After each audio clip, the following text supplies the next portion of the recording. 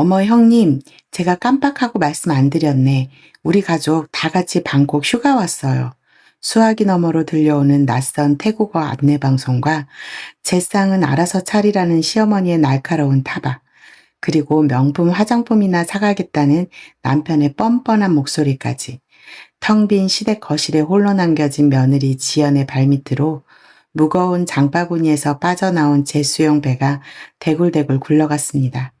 10년이 넘는 세월 동안 가족이라는 이름에 묶여 홀로 짊어졌던 무거운 희생이 그제야 지연의 마음속에서 산산조각 나며 무너져 내리고 있었습니다. 더 이상 미련조차 남지 않은 서늘한 밤이었습니다. 오늘의 사연 지금 시작합니다. 하늘에 구멍이라도 뚫린 듯 거센 비가 쏟아지는 저녁이었어요. 회사에서 서둘러 업무를 마무리하고 퇴근길에 나선 지연의 양손에는 터질 듯이 빵빵한 비닐봉지가 여러 겹 들려 있었습니다. 우산을 받쳐들 손조차 부족해 지연은 어깨를 잔뜩 움츠린 채 내리는 비를 고스란히 맞으며 재래시장과 전집을 정신없이 뛰어다녀야 했어요. 시아버지의 제삿날.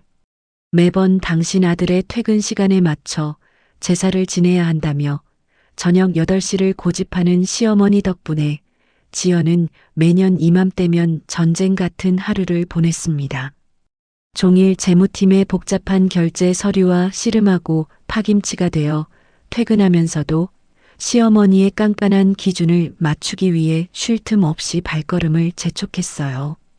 작년 제사 때 고기질이 질기다며 제사상을 엎을 기세로 역정을 내시던 목소리가 귓가에 맴돌아 무리에서 가장 비싼 한우 양지머리를 끊어오는 것도 잊지 않았습니다. 동서 부부와 조카들이 좋아할 만한 값비싼 열대과일과 전, 곶감도 넉넉히 샀어요. 양손을 파고드는 비닐봉지의 무게에 손가락이 끊어질 듯 아팠습니다.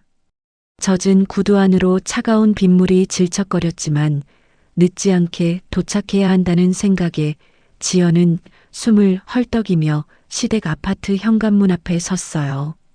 휴, 다행히 늦진 않았네. 빗물이 뚝뚝 떨어지는 앞머리를 대충 쓸어 올린 지연이 익숙하게 현관문 도어락 비밀번호를 눌렀습니다. 경쾌한 기계음과 함께 무거운 철문이 열렸어요.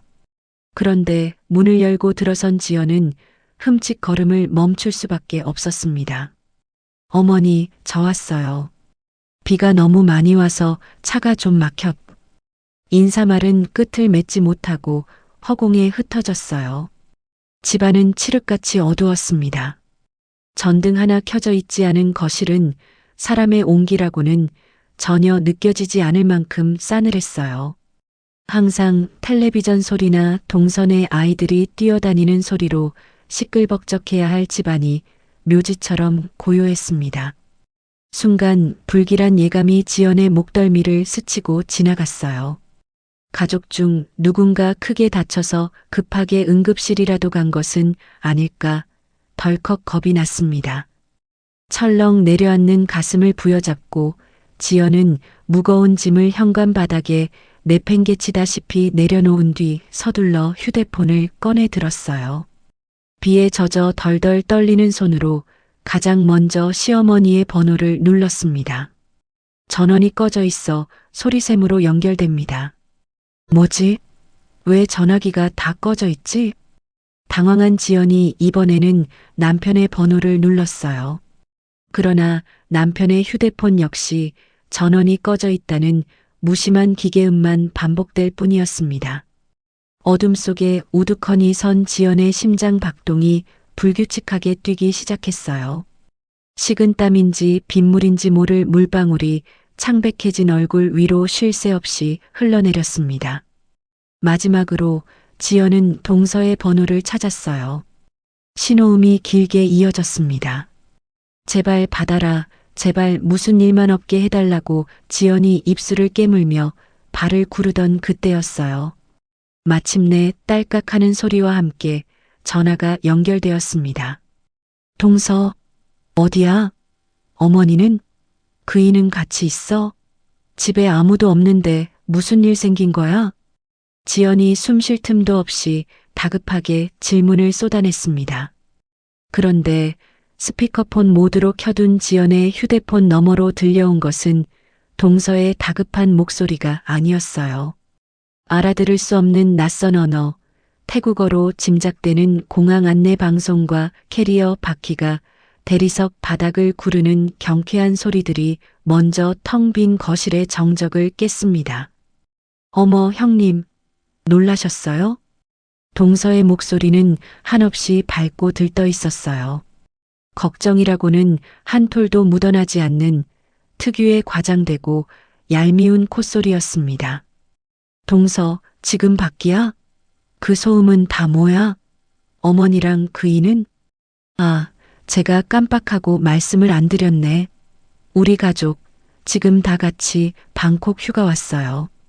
방금 수완나품 공항 도착해서 짐 찾았거든요. 지연은 순간 자신의 귀를 의심했습니다.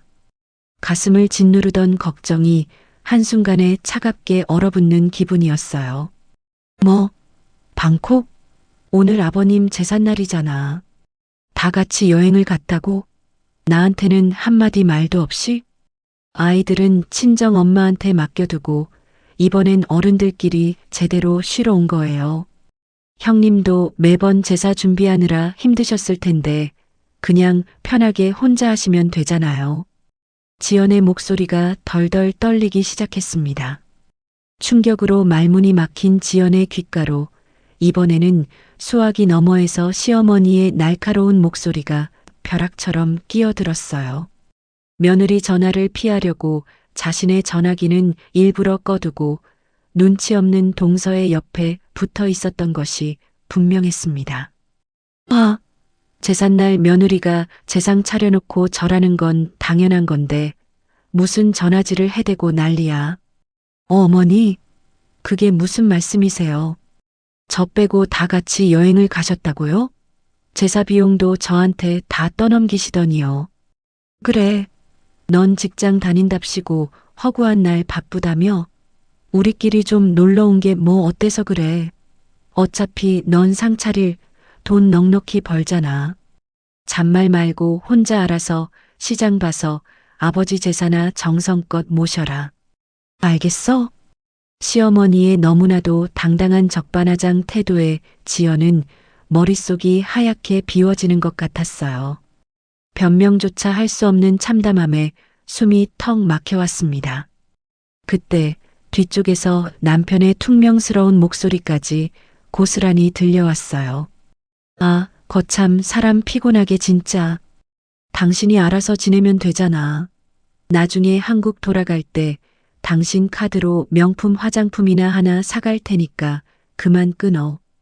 우리 리조트 픽업 차량 타야 돼. 뚝. 지연이 입을 떼기도 전에 전화는 일방적으로 끊어졌습니다. 거실에는 다시 숨막히는 정적이 내려앉았어요. 지연은 현관 센서 등마저 꺼져버린 암흑 속에서 한참 동안 휴대폰을 든 채 꼼짝도 하지 못했습니다. 온몸이 비에 젖어 덜덜 떨리고 있었지만 이게 추위 때문인지 끓어오르는 배신감 때문인지 알 수 없었어요. 남편이 실패한 프랜차이즈 사업 빚을 대신 갚느라 청춘을 바치고 경제력 없는 동서 부부의 생활비까지 대주며 버텨온 시댁이었습니다. 부족한 남편이라도 가족이니 품고 살라는 돌아가신 친정어머니의 유언 하나에 매달려 자신의 모든 것을 갈아 넣었던 지난 10년이었어요. 그 맹목적인 희생의 대가가 비 오는 제삿날 텅 빈 집에 홀로 버려지는 것이었습니다. 지연이 이 기막힌 상황을 온전히 파악하기도 전이었어요. 손에 쥐고 있던 휴대폰이 짧고 강하게 진동했습니다. 무의식적으로 불빛이 켜진 화면을 내려다본 지연의 두 눈이 천천히 커졌어요. 카드 결제, 해외 승인 방콕 그랜드 풀빌라, 리조트 예약 450만 원 유지연 명의 가족 카드. 지연이 시어머니에게 병원비나 비상시 생활비로 쓰시라며 쥐어주었던 바로 그 카드의 결제 내역이었습니다. 동서는 공항에서 짐을 기다리며 미리 예약해둔 리조트 잔금을 지연의 카드로 모바일 결제한 모양이었어요. 그뿐만이 아니었습니다. 시어머니 병원비 명목의 카드, 남편 생활비 카드, 시동생 부부가 아이들 학원비와 차량 유지비 핑계로 받아간 카드까지 모두 지연 명의로 묶여 있었습니다. 공항에 도착하자마자 리조트 예약 잔금을 시원하게 결제한 모양이었어요. 첫 번째 알림이 채 가시기도 전에 휴대폰은 미친 듯이 진동을 토해내기 시작했습니다. 카드 결제 해외 승인, 현지 최고급 렌터카 서비스 85만 원. 카드 결제 해외 승인, 공항 내 시푸드 레스토랑 42만 원. 수십만 원에서 수백만 원을 호가하는 결제 문자가 폭탄처럼 쏟아졌어요. 동서 부부가 형님의 카드를 믿고 환전조차 해가지 않았다던 그 파렴치한 기생충들의 만행이 실시간으로 찍히고 있었습니다. 남편은 화장품을 사주겠다며 생색을 냈지만 결국 그 돈조차 지연이 뼈 빠지게 일해서 번 돈이었어요. 지연의 파르르 떨리는 입술 사이로 헛바람 같은 웃음이 새어나왔습니다. 바닥에 내팽개쳐진 젖은 장바구니에서 굴러나온 흠집 하나 없이 둥글고 비싼 제수용 배가 지연의 진흙 묻은 구두코에 닿아 있었어요. 그 모습을 물끄러미 내려다보던 지연이 소리내어 웃기 시작했습니다. 하하하. 처음엔 작게 샜던 웃음이 점점 커져 어두운 거실을 섬뜩하게 울렸어요. 두 눈은 시뻘겋게 충혈되었지만 단 한 방울의 눈물도 흐르지 않았습니다. 슬픔과 억울함을 넘어선 절대적인 분노가 오히려 그녀의 머릿속을 얼음물처럼 차갑게 식혀주고 있었어요. 언제나 참고 양보하며 가족의 평화를 구걸하던 다정했던 며느리의 눈빛은 한겨울의 서리발보다 차갑게 변해 있었습니다. 그것은 지난 10년의 미련하고 철저했던 호구 생활이 완벽하게 박살나며 유지연이라는 한 인간이 진짜 자신의 삶을 되찾기 위해 지독하게 각성하는 순간이었어요. 어둠이 짙게 깔린 거실 한가운데 지연은 망연자실한 표정으로 우두커니 서 있었습니다. 창밖으로 번쩍이는 번갯불이 거실을 하얗게 비출 때마다 텅 빈 집안의 낯선 풍경이 눈에 들어왔어요. 최고급 가죽 소파, 대형 벽걸이 TV, 그리고 베란다 한편을 채운 비싼 안마의자까지 모두 지연이 피땀 흘려번 돈으로 채워 넣은 것들이었습니다. 심지어 지금 지연이 발을 딛고 서 있는 이 널찍한 아파트마저도 온전히 지연의 신용과 이름으로 빚을 내어 산 공간이었어요. 법적으로는 지연 명의였지만 시어머니와 남편, 시동생 부부가 눌러앉아 살다 보니 어느새 모두가 그곳을 시댁집처럼 부르고 있었습니다. 내가 도대체 무슨 부귀영화를 누리겠다고 그 긴 시간을. 지연의 젖은 입술 사이로 깊은 탄식이 흘러나왔습니다. 벽에 걸린 커다란 가족사진 속 시어머니와 남편, 동서 부부는 환하게 웃고 있었어요. 그 사진을 찍던 날 식당 바깥부터 스튜디오 촬영비까지 모든 카드를 긁었던 지연의 자리는 사진 가장자리 구석이었습니다. 사진 속 자신의 지친 얼굴을 바라보던 지연의 눈앞으로 지옥 같았던 지난 10년의 세월이 주마등처럼 스쳐 지나갔어요. 모든 불행의 시작은 결혼 3년 차 무렵이었습니다. 회피형의 끈기라고는 없던 남편은 다니던 직장을 홧김에 그만두고 프랜차이즈 식당 사업을 벌였어요. 지연이 상권 분석과 재무 상태를 짚으며 결사반대했지만 남편은 시어머니의 맹목적인 지지와 자금 지원을 등에 업고 일을 저질렀습니다. 결과는 처참했어요. 불과 1년 만에 가게는 문을 닫았고 시어머니의 노후 자금은 물론 남편이 끌어다 쓴 수억 원의 사채 빚만 고스란히 남게 되었습니다. 집안에 빨간 압류 딱지가 붙던 날 지연은 은행 앱을 켜고 자신이 결혼 전부터 모아두었던 적금 통장을 모두 해지했어요. 재무팀 대리였던 그녀는 퇴근 후에도 노트북을 켜고 다른 영세 기업들의 장부를 정리하는 투잡까지 뛰며 미친 듯이 이자를 막아냈습니다. 코피를 쏟으며 밤을 새우는 날들이 이어졌어요. 하지만 지연을 가장 무너지게 했던 것은 육체적인 피로가 아니었습니다.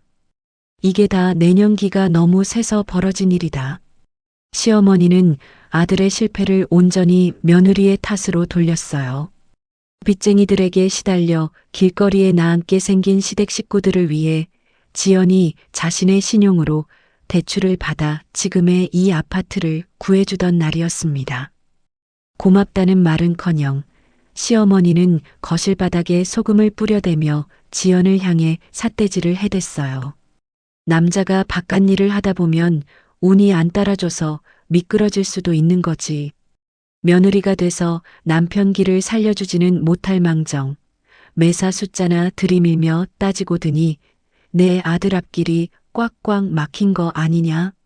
시어머니의 표독스러운 얼굴에서 지연은 숨이 막히는 것을 느꼈습니다. 자신의 뼈를 깎아 남편의 빚을 갚고 집까지 마련해 주었는데 돌아오는 것은 적반하장의 원망뿐이었어요. 억울함에 눈물이 핑 돌았지만 방구석에 숨어있던 남편은 아내를 보호하기는커녕 비겁한 변명만 늘어놓았습니다. 여보, 어머니가 속상해서 저러시는 거잖아. 나 때문에 집안이 이 꼴이 됐으니 어머니도 의지할 데가 당신밖에 없어서 저러시는 거야. 당신이 나보다 돈도 잘 벌고 똑똑하니까 당신이 좀 참아. 남편은 언제나 그런 식이었어요. 고부 갈등이 터질 때마다 철저히 어머니의 치마폭 뒤로 숨어버렸습니다. 게다가 시댁에 얹혀 살기 시작한 동서 부부의 만행은 하루하루 지연의 목을 더 조여왔어요. 사업이 망해 백수가 된 시동생과 동서는 단 한 푼의 생활비도 내지 않으면서 지연의 식탁에 숟가락을 얹는 것을 당연하게 여겼습니다. 형님, 어머님이 소고기 드시고 싶다는데 카드로 정육점 좀 다녀올게요. 동서는 늘 그런 식으로 지연의 카드를 가져가서는 가족 식비라는 명목으로 자신의 비싼 화장품과 옷을 슬쩍 함께 결제하곤 했어요. 동서 부부의 뻔뻔함과 경제적 무능력은 날이 갈수록 돌을 더해갔습니다. 지연이 카드를 정지시키려 할 때마다 시어머니는 형제가 어려운데 돕고 살아야지, 피도 눈물도 없는 독한 것이라며 온 동네에 며느리 욕을 하고 다녔어요. 하루하루가 지옥 같은 가스라이팅의 연속이었습니다.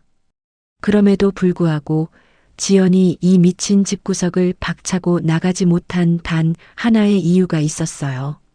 바로 돌아가신 친정어머니 때문이었습니다.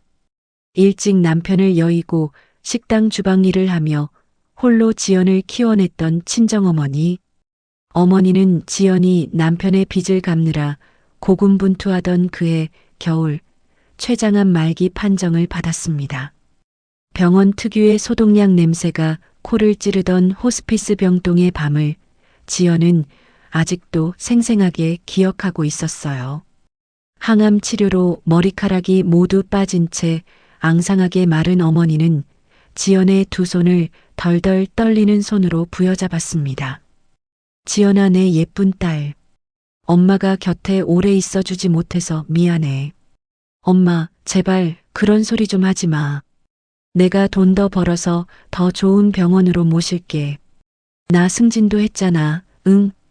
지연은 어머니의 손에 얼굴을 묻고 아이처럼 엉엉 울었어요. 어머니는 거친 손으로 지연의 머리를 쓰다듬으며 숨을 헐떡이면서도 또렷한 목소리로 마지막 당부를 남겼습니다. 지연아, 엄마는 내가 혼자 남겨지는 게 제일 무섭다. 내 남편이 못나고 시어머니가 모질게 굴어도 그래도 가족이라는 울타리가 있는 게 나아. 부족한 남편이라도 내가 넓은 마음으로 품고 살아라. 가족은 함부로 버리는 게 아니야. 가족 없이 평생을 외롭게 싸워온 어머니의 한 맺힌 눈물이 지연의 손등 위로 떨어졌어요. 그것이 어머니의 유언이었습니다.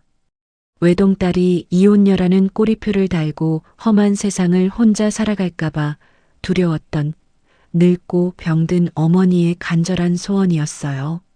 지연은 차마 그 손을 뿌리칠 수 없었습니다. 어머니의 마지막 눈물 앞에서 지연은 입술을 깨물며 고개를 끄덕이고 말았어요. 알았어, 엄마. 내가 다 품고 살게. 내가 가족 지킬 테니까 걱정하지 마. 그날의 약속. 어머니의 그 눈물 어린 당부를 지키기 위해 지연은 스스로의 눈과 귀를 막았습니다. 시어머니가 모진 말을 쏟아내도 어머니를 떠올리며 삼켰고 동서가 뻔뻔하게 카드를 긁어대도 동생을 거둔다는 마음으로 참아냈어요. 지연이 승진을 거듭하여 재무팀장이 되고 연봉이 오를수록 시댁 식구들의 기생은 권리인 양 더욱 교묘해졌습니다. 그들은 지연을 돈 나오는 기계 취급하면서도 겉으로는 우리 가족이라는 단어를 내세우며 지연의 죄책감과 책임감을 올감했어요. 가족. 다시 현재 시점.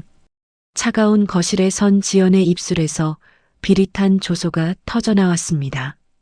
친정어머니의 그 숭고했던 유언은 저 뻔뻔한 기생충들에게 철저히 유린당하고 이용당했을 뿐이었어요. 가족이라는 이름으로 포장된 잔인한 착취의 시간 속에서 지연은 스스로를 갉아먹고 있었습니다. 어둠 속에서 번쩍거리는 휴대폰 화면에는 여전히 방콕에서 긁어대는 카드 승인 문자가 이어지고 있었어요. 그들은 지연을 가족으로 생각한 적이 단 한 번도 없었습니다. 그저 필요할 때 빼먹기 좋은 튼튼한 지갑, 반항하지 못하는 만만한 호구였을 뿐이었어요. 지연은 천천히 고개를 들어 벽에 걸린 가족 사진을 다시 응시했습니다. 어머니, 약속을 지키지 못해 죄송해요. 하지만 저들 밑에서 죽어가는 제 모습을 어머니도 바라지는 않으시겠죠. 마음속 깊은 곳에서 단단한 무언가가 끊어지는 소리가 들렸습니다. 10년간 지연을 묶어두었던 죄책감과 연민의 족쇄가 박살나는 소리였어요. 지연은 천천히 발걸음을 옮겨 베란다 창문을 활짝 열어젖혔습니다.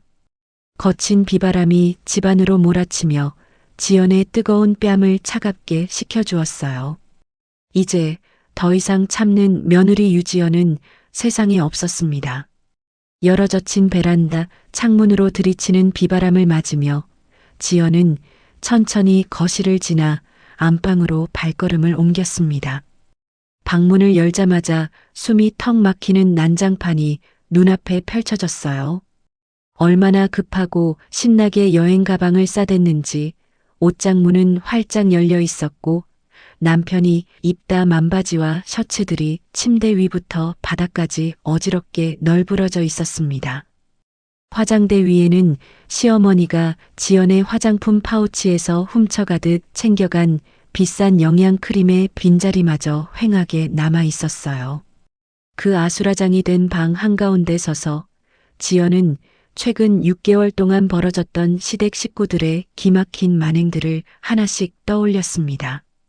지연이 돈줄로서의 역할을 거부하기 시작하면서부터 그들의 본성은 바닥을 드러내기 시작했어요. 결정적인 첫 균열은 6개월 전 시댁 친척 식사 모임이 있던 날이었습니다. 최고급 한정식 집에서 친척들 수십 명을 불러 모아놓고 한껏 생색을 낸 시어머니는 식사가 끝날 무렵 계산서 뭉치를 지연의 얼굴 앞으로 툭 던졌어요. 예, 지연아. 내가 재무팀장씩이나 돼서 우리 집안 기둥인데 이 정도 밥값은 내가 기분 좋게 긁어야 하지 않겠니? 딱 300만 원 나왔더라. 어머니, 저번 달에도 아버님 납골당 관리비랑 밀린 장례비 잔금 제 돈으로 다 막았잖아요. 저도 이번 달은 카드 한도가 꽉 차서 정말 무리예요. 뭐? 시어머니가 체면 좀 세우겠다는데 며느리 돼서 그걸 하나 못 해줘? 넌 어째 소가지가 그렇게 밴댕이 소갈딱지니? 지연이 친척들 앞에서 단호하게 결제를 거절하자 시어머니는 객거품을 물고 역정을 냈습니다. 결국 그날 식대는 남편이 마이너스 통장을 긁어서 막았지만 그 사건 이후 지연은 시댁에서 완벽한 투명 인간이자 불청객 취급을 받게 되었어요. 시어머니와 동서는 지연만 쏙 빼놓은 자기들만의 단톡방을 새로 파서 은근한 왕따를 주도했습니다. 이어진 동서 부부의 만행은 한술 더 떴어요. 형님, 우리 똥차 퍼지기 직전이라 큰일 났어요. 형님 신용 등급 높잖아요. 무이자 대출로 한 4천만 원만 당겨주세요. 저희가 다달이 갚을게요. 동서, 저번 달에 애들 학원비 펑크 났다고 빌려간 500만 원도 아직 안 갚았잖아. 나도 내 이름으로 빚내서 동서 차 바꿔줄 여유 없어. 더는 안 돼. 어머, 형님. 진짜 너무하시네. 피 한 방울 안 섞였다고 시동생네를 이렇게 무시하셔도 되는 거예요? 지연의 당연한 거절에 온 시댁 식구들이 들고 일어났습니다. 가족끼리 돕고 살지는 못할 망정 이기적으로 제 배만 불린다는 비난이 쏟아졌어요. 그날 이후 지연은 명절이나 집안 대소사가 있어도 아예 참석하라는 연락조차 받지 못했습니다. 그리고 결정적으로 오늘 시아버지 제사상 비용마저 주지 않고 돈 잘 버는 내가 내 돈으로 다 차려라라며 일방적으로 통보했던 것이었어요. 가족의 의무만 산더미처럼 떠넘기고 가족으로서의 권리나 존중은 티끌만큼도 주지 않았습니다. 그래, 내가 미련했어. 알면서도 모른 척 눈 감아준 내 잘못이지. 지연이 바닥에 널브러진 남편의 넥타이를 발로 툭 차버리며 쓰게 웃을 때였습니다. 침대 옆 협탁에 놓여있던 남편의 태블릿 PC 화면이 징징 요란한 진동 소리와 함께 번쩍하고 켜졌어요. 급하게 공항으로 나가느라 미처 챙기지 못한 모양이었습니다. 화면 위로 익숙한 카카오톡 알림창이 연달아 떠오르고 있었어요. 남편은 집에서 쓰는 태블릿에 카카오톡을 로그인해 둔 채였고 알림 미리 보기 설정까지 꺼두지 않았습니다. 가족 사랑방사 방콕. 동서 형님 카드로 랍스터 코스 예약 끝. 어차피 그 돈 다 우리 아주버님이 뼈 빠지게 벌어온 거나 마찬가지인데 맘껏 써야죠. 키읔키읔. 태블릿 화면에 떠오른 메시지 미리 보기를 확인한 지연의 숨결이 차갑게 굳었습니다. 태국 현지에 도착한 식구들이 각자의 휴대폰으로 와이파이를 잡고 떠드는 대화 내용이 집에 남겨진 남편의 태블릿에 고스란히 동기화되어 울리고 있었던 겁니다.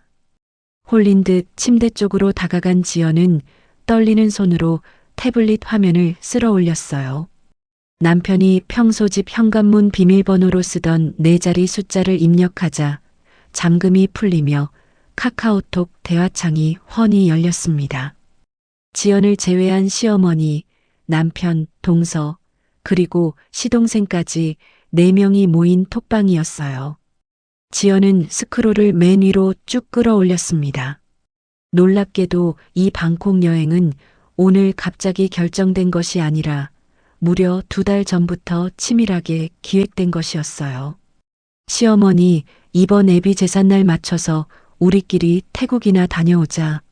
며느리 그 독한 년은 상이나 차리라 그러고. 동서 어머니 찬성.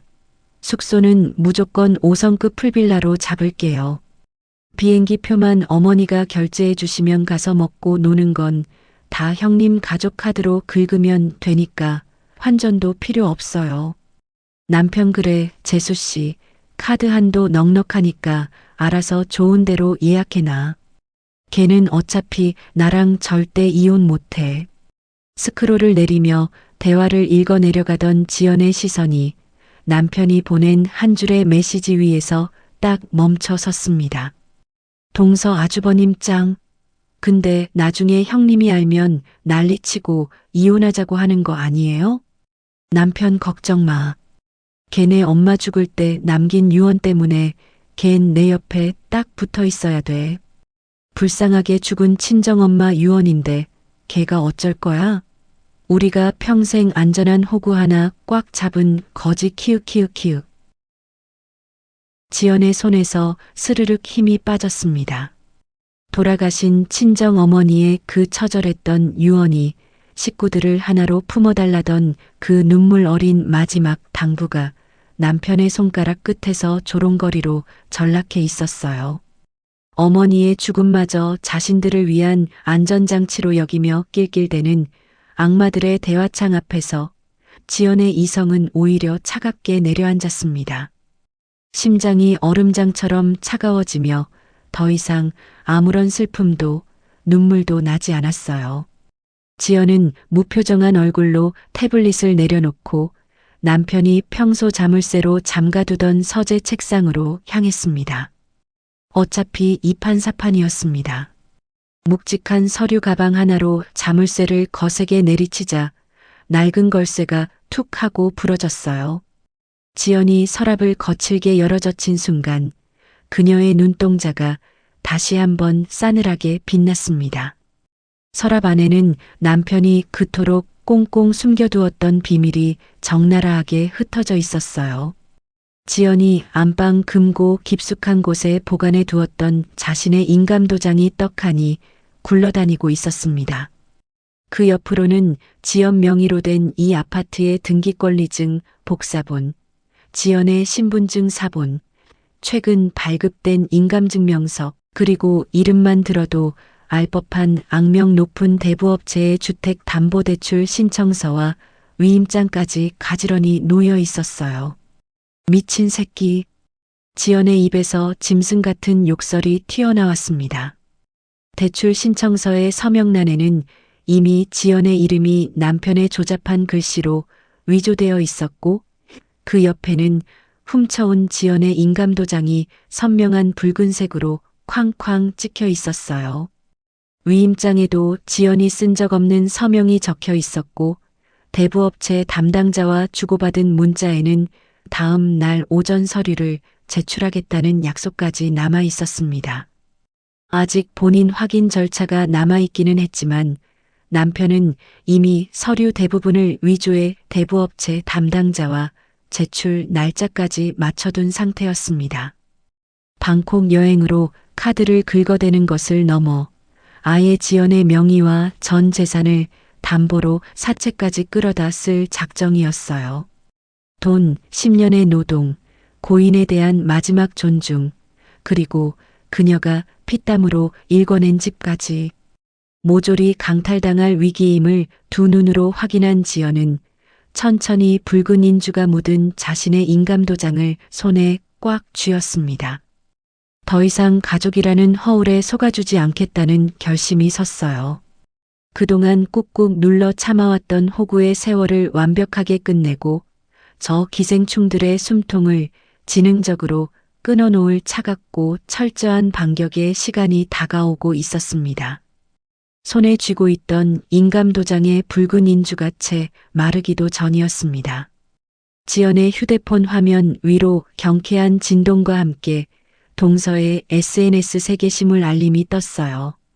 우리 가족 해피 방콕 호캉스 지연 형님 카드로 긁는 랍스터 플래터 꿀맛. 영원히 형님 돈으로 놀고 먹고 싶다. 알림을 눌러 확인한 사진 속에는 지연의 가족 카드로 결제한 수십만 원짜리 최고급 시푸드 플래터를 가운데 두고 시어머니와 남편 동서 부부가 샴페인 잔을 부딪히며 환하게 웃고 있었습니다. 마치 세상을 다 가진 듯한 그 가증스러운 미소를 마주한 순간 지연은 오히려 기이할 정도로 차분해졌어요. 더 이상의 분노나 슬픔을 느끼는 것조차 아깝다는 생각이 들었습니다. 그녀는 지체 없이 거실 책상으로 돌아와 노트북 전원을 켰어요. 중견기업 재무팀장 유지연의 진짜 기량이 남의 회사 장부가 아닌 자신의 인생을 위해 완벽하게 발휘되는 순간이었습니다. 익숙하고 빠른 손놀림으로 카드사 홈페이지에 접속한 지연은 곧바로 가족 카드 관리 메뉴를 열었어요. 시어머니, 남편, 동서, 시동생이 각자 들고 나가 흥청망청 긁어대던 사장의 가족 카드가 선명하게 목록에 떴습니다. 지연은 마우스 버튼을 눌러 단 1초의 망설임도 없이 사장의 카드 모두에 대해 분실 신고 및 해외 사용 일시 정지를 걸어버렸어요. 동시에 모든 카드의 결제 한도를 0원으로 묶어버렸습니다. 그것으로 끝이 아니었어요. 지연은 주거래 은행 앱을 열고 시댁으로 빠져나가던 모든 핏줄을 냉혹하게 끊어냈습니다. 매달 꼬박꼬박 이체되던 시어머니의 용돈, 남편의 통신비, 시동생네 자동차 할부금, 심지어 이 집의 관리비와 가스비 자동이체까지 모조리 해지했어요. 전기와 가스, 관리비 자동이체를 끄는 뒤에는 혹시 모를 사용 흔적까지 막기 위해 현관 옆 분전함에 차단기를 내리고 주방 아래 수도 밸브까지 잠갔습니다. 기생충처럼 살고 싶으면 숙주 없이 어디 한번 맨몸으로 살아남아 봐. 서늘한 혼잣말을 뱉어낸 지연은 휴대폰을 들어 대학 후배 박 변호사에게 전화를 걸었습니다. 박 변호사는 지연이 과거 고시생 시절 남몰래 고시원비와 식비를 지원해주며 알뜰살뜰 챙겼던 아끼는 후배였어요. 지금은 누구보다 유능하고 냉철한 이혼 전문 변호사로 이름을 날리고 있었습니다. 은혜를 잊지 않고 있던 박 변호사는 평소에도 지연의 사정을 듣고 이혼을 적극 권유해왔던 터였어요. 신호가 2번 울리기도 전에 박 변호사가 다급하게 전화를 받았습니다. 선배, 드디어 결심 서신 거예요? 증거는요? 수화기 너머로 들려오는 든든한 목소리에 지연은 피식, 옅은 미소를 지었어요. 응, 미안해. 내가 너무 오래 걸렸지. 내가 말했던 증거들, 지금 내 눈앞에 다 있어. 지연은 통화와 동시에 아까 캡처해둔 방콕 가족 단톡방 내용과 남편이 위조한 대부업체 대출 신청서, 훔쳐간 등기권리증 복사본 사진을 모두 박 변호사에게 전송했습니다. 거기에 더해 과거 남편이 빚을 지고 시어머니가 지연에게 쏟아냈던 폭언 녹취록 파일들까지 빠짐없이 보냈어요. 지연의 신분증 사본과 인감증명서, 위조된 위임장, 대부업체 담당자와 남편이 주고받은 문자 내역도 함께 첨부했습니다. 자료를 훑어보던 박 변호사의 숨소리가 분노로 거칠어졌습니다. 와, 진짜 선 3개 넘었네요. 인감도장 절도, 위임장과 대출 신청서 위조, 대부업체 제출 시도까지 있으면 사문서 위조와 사기 미수로 충분히 다툴 수 있어요. 박 변호사의 목소리는 평소보다 한층 낮게 가라앉아 있었어요. 이혼 소장과 형사 고소장, 명도 청구 자료는 제가 오늘 밤 바로 정리할게요. 내일 아침에는 우선 대리인 명의의 출입금지 경고장과 고소 예정 통지서를 붙이세요. 접수되는 대로 접수중도 바로 보내드릴게요. 박 변호사의 일사천리 진행 덕분에 반격의 준비는 빠르게 윤곽을 갖춰갔습니다. 다음 날 아침 빗줄기가 멈추고 흐린 햇빛이 비치는 아파트 주차장으로 대형 이삿짐 센터 트럭 2대가 미끄러지듯 들어왔어요. 새벽 일찍 지연이 정상가의 2배가 넘는 긴급 프리미엄 웃돈을 얹어주고 부른 대형 포장이사 팀이었습니다. 사장님, 제가 직접 결제해서 들여놓은 가구랑 가전은 전부 빼주세요. 남편과 시댁 식구들 개인 물건은 사진부터 찍고 목록 남긴 다음 박스째 봉인해서 보관 창고로 보내주세요. 하나도 함부로 버리지 말고요. 지연의 단호한 지시에 작업자들은 일사불란하게 움직였습니다. 시어머니가 매일같이 꿰차고 앉아 텔레비전을 보던 비싼 안마의자, 동서가 호시탐탐 탐내던 고급 식기 세트, 지연이 결제했던 대형 TV와 소파까지 모두 지연의 피땀으로 이룬 것들이었지만 이제는 꼴도 보기 싫은 남의 흔적처럼 느껴졌어요. 남편의 수백만 원짜리 골프채와 시어머니의 옷까지, 동서가 두고 간 잡동사니는 따로 분류됐습니다. 작업자들은 물건마다 사진을 찍고 번호를 붙인 뒤 박스에 넣어 테이프로 단단히 봉인했어요. 거실의 커튼이 뜯겨나가고 벽에 걸린 가족 사진도 조심스럽게 내려졌습니다. 지연은 그 사진을 분리수거장에 던지는 대신 액자에서 빼내 조용히 봉투에 넣었어요. 더는 벽에 걸어둘 이유가 없었지만 끝까지 자신이 불리해질 행동은 하지 않기로 마음먹었습니다. 단 반나절 만에 모든 가재도구가 썰물처럼 빠져나갔습니다.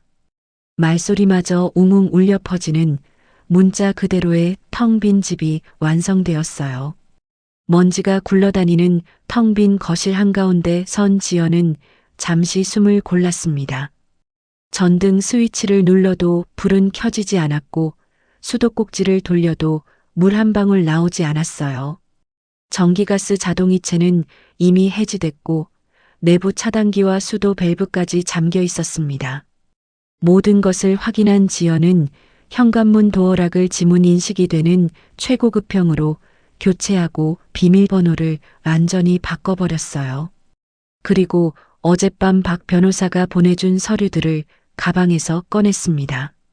붉은색 글씨로 선명하게 인쇄된 대리인명의 출입금지 경고장, 그리고 이혼 및 형사고소 절차 진행 통지서를 현관문 한가운데 떡하니 테이프로 붙였어요.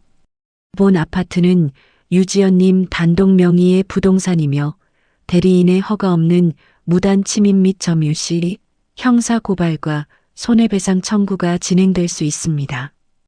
경고장 아래 적힌 문구가 서늘하게 빛났습니다. 모든 물리적, 법적 준비를 마친 지연은 현관에 서서 텅 빈 집안을 마지막으로 천천히 둘러보았어요. 10년이었습니다. 가족이라는 허울 좋은 이름 아래 모욕을 참아내고 젊음과 피땀을 헌신했던 세월이었습니다. 모든 짐이 빠져나가 휑한 바닥에 서 있으니 짜릿한 승리감보다는 깊은 허탈함과 씁쓸함이 밀려왔어요.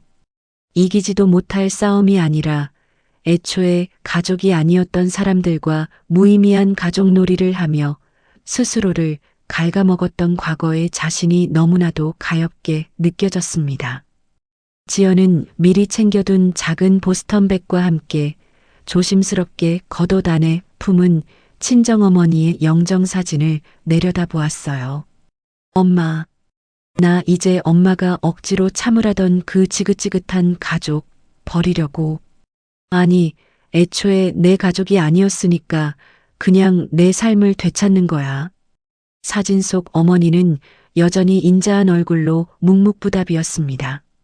하지만 지연의 마음속에 바위덩어리처럼 남아있던 마지막 죄책감의 응어리가 그제야 봄눈 녹듯 부드럽게 사라지는 기분이었어요. 지연의 입가에 차갑고도 맑은 미소가 번졌습니다. 억울함의 눈물범벅이 아닌 완벽하게 주체적인 한 인간으로서 짓는 해방의 미소였어요. 지연은 도어락이 굳게 잠기는 묵직한 기계음을 등 뒤로 한 채 10년의 비참했던 호구 생활이 깃든 그 집을 영원히 빠져나왔습니다. 방콕에 도착한 다음 날 오전이었어요. 시어머니는 방콕 시내의 최고급 스파에서 2시간짜리 전신 마사지를 받고 나와 카운터 직원에게 거만하게 지연의 카드를 내밀었습니다. 뒤이어 나온 동서 부부와 남편 역시 개운한 표정으로 로비 소파에 기대어 시원한 열대 과일 주스를 마시고 있었어요. 하지만 직원은 난처한 표정으로 단말기를 여러 번 긁어보더니 이내 고개를 저었습니다. 마담, 디스 카드 이즈 서스펜디드. 정지된 카드입니다. 무슨 소리냐며 당황한 시어머니를 대신해 남편이 짜증을 내며 나섰어요. 남편이 자신만만하게 지갑에서 자신의 가족 카드를 꺼내 내밀었지만 결과는 마찬가지였습니다.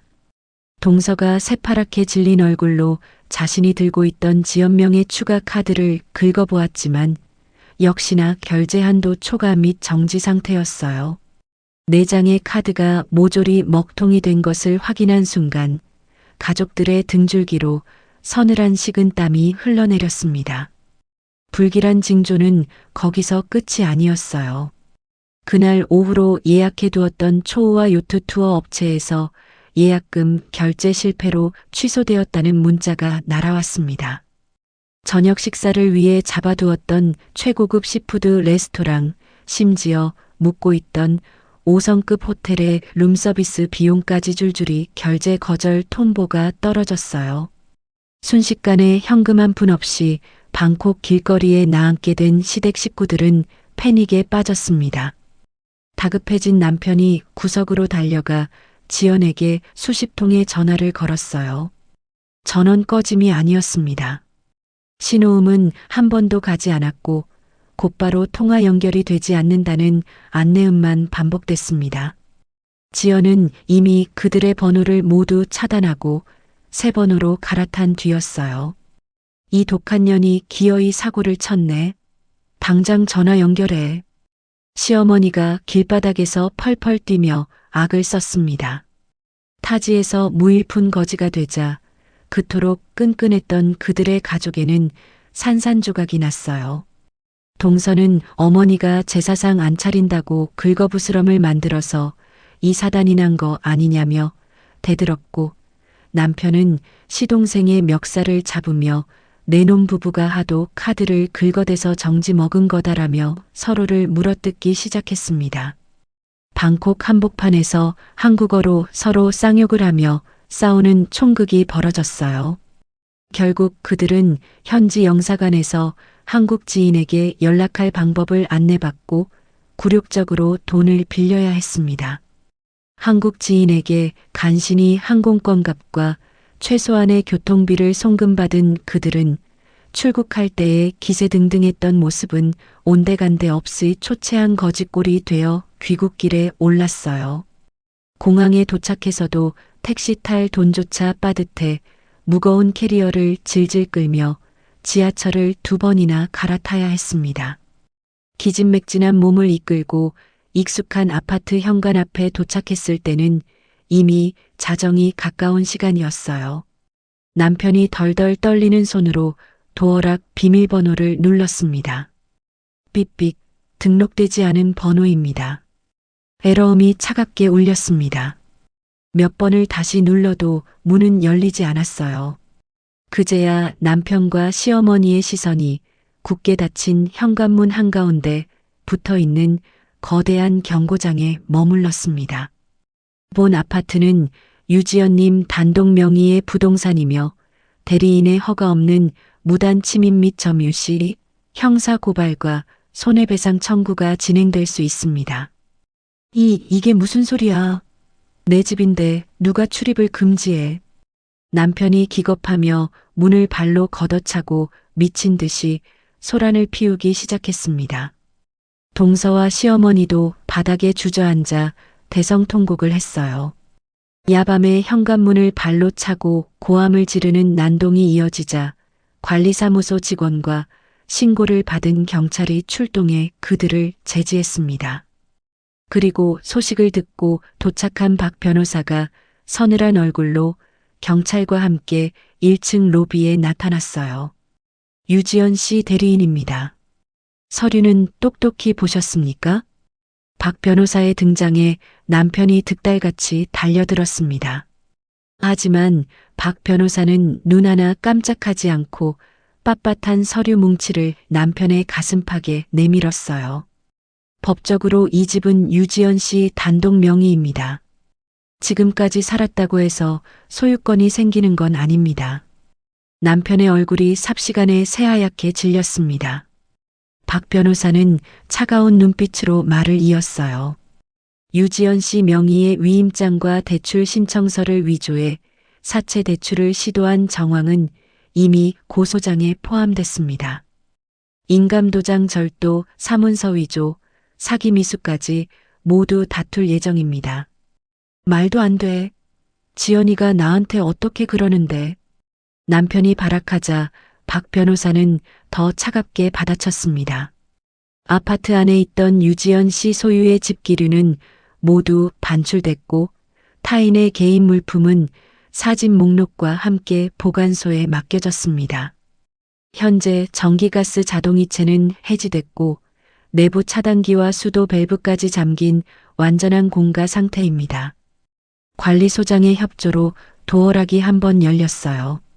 끼익 무거운 철문이 열리고 나타난 집안의 풍경에 식구들은 숨을 멈췄습니다.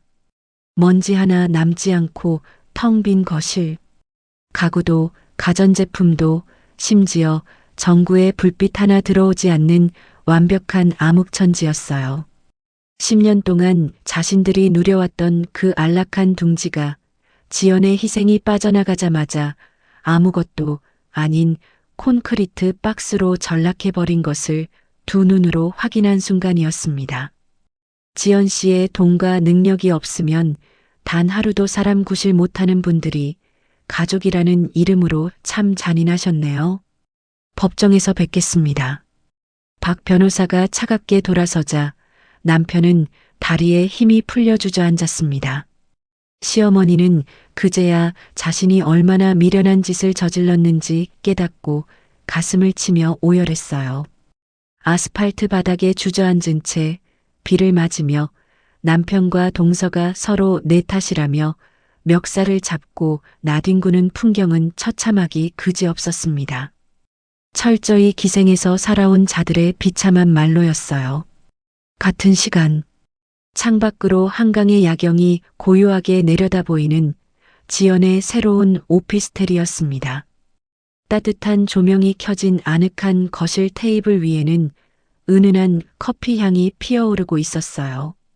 지연은 새로 뽑은 깨끗한 머그잔을 들고 테이블 한편에 놓인 친정어머니의 영정사진 앞으로 다가갔습니다. 사진 옆에는 어울리는 화사한 프리지아 꽃이 꽂혀 있었어요. 지연은 조용히 의자를 당겨 앉아 어머니의 얼굴을 마주 보았습니다. 엄마, 나 오늘 지긋지긋했던 그 집에서 완전히 끝내고 나왔어. 지연의 목소리는 떨리지 않았지만 눈가에는 옅은 물기가 맺혀 있었어요. 통쾌하게 복수를 마쳤다는 쾌감보다는 10년이라는 황금 같은 청춘을 허비하고 나서야 겨우 제자리를 찾았다는 먹먹함과 씁쓸함이 밀려왔습니다. 이겼다고 해서 마냥 웃을 수만은 없는 상처뿐인 싸움이었어요. 하지만 지연은 후회하지 않았습니다. 가족이라서 참으라고 했지? 근데 엄마, 나 이제 내 가족은 내가 선택할게. 핏줄이나 서류로 묶인 거 말고 진짜 나를 아껴주고 존중해주는 사람들만 내 곁에 둘 거야. 사진 속 어머니는 여전히 대답이 없었지만 지연의 귓가에는 수고했다며 다독여주는 어머니의 따뜻한 목소리가 들리는 듯 했습니다. 지연이 크게 심호흡을 하자 지난 10년간 그녀의 가슴을 무겁게 짓누르던 묵은 숨이 빠져나가고 맑은 공기가 밀려 들어왔어요. 더 이상 남편의 빚을 갚기 위해 전전긍긍할 필요도 시어머니의 눈치를 보며 주말을 바칠 이유도 없었습니다. 지연은 따뜻한 커피를 한 모금 마시며 창밖에 눈부신 야경을 바라보았어요.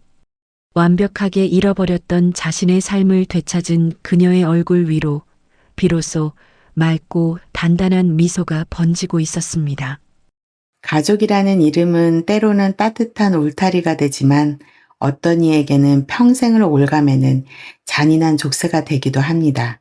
10년이라는 긴 세월, 돌아가신 친정어머니의 유언을 지키기 위해 바보처럼 모든 걸 내어주었던 지연 씨의 이야기는 우리에게 참 많은 것을 생각하게 합니다. 기생충 같은 시댁 식구들에게 시원한 철퇴를 내리긴 했지만 텅 빈 집에 남겨둔 지연 씨의 마음은 마냥 기쁘지만은 않았을 겁니다. 자신의 모든 것을 바쳤던 지난 시간에 대한 서글픔, 그리고 이제야 그 무거운 짐을 내려놓았다는 먹먹한 해방감이 교차하는 밤이었겠죠. 이겨도 크게 웃을 수 없었던, 하지만 마침내 억지스러운 가족을 버리고 진짜 자신만의 삶을 되찾아낸 지연 씨의 용기 있는 첫걸음을 위해 여러분의 따뜻한 마음을 담아 지연 씨의 상처를 조용히 안아주는 응원의 한마디를 댓글로 남겨주세요.